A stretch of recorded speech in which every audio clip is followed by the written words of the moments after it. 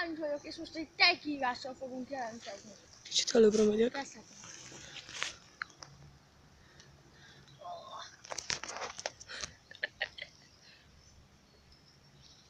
Különben finom. Az a lényeg. Húgytad neki, húgytad.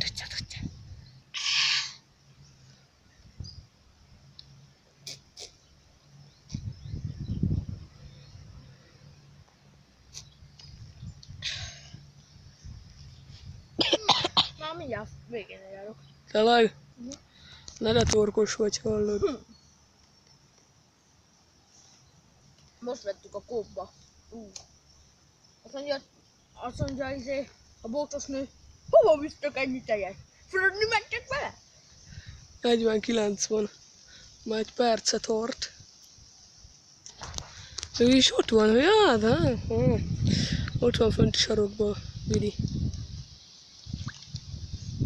Meg mennyi van? Hát már kezd kiürülni. Mindjárt. Akkor jó van. Ó, húzd le. Egy litertől beállok te. Na. Szóval, hogyha hajnod kell, akkor egy lépéssel, 2-vel hátrébb megyek. Na mi van, nem bírod a tejcsit? Nem bírja a tejcit a gyerek. Kamu, mi? Na, húzd már le! Csak 1 liter az még. Még van ott sok. Ez már hányásnak számít, ez még nem. Na. Ez még csak 2 perce iszol. Megáljunk szünetelni. Induljunk!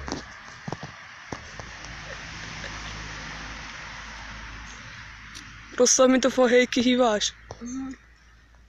Ráköpköd ki, az nem ér. Nekem rosszabb. Vajdrom, jobban bírtam, de bazd meg, ma megint. Gyorsan, mert nekem is le kell húznom a 3-at. Akkor ezt a liter tejet megiszom, most a tejet. Aha, nem. Ma iszod akkor. Azt a kurva. Ma álljunk neki keményen. Én nem bírom. Ah. Ah. Nem bírod a teját? De béna vagy te. Találtam egy csigát, nézzék. Csiga, biga.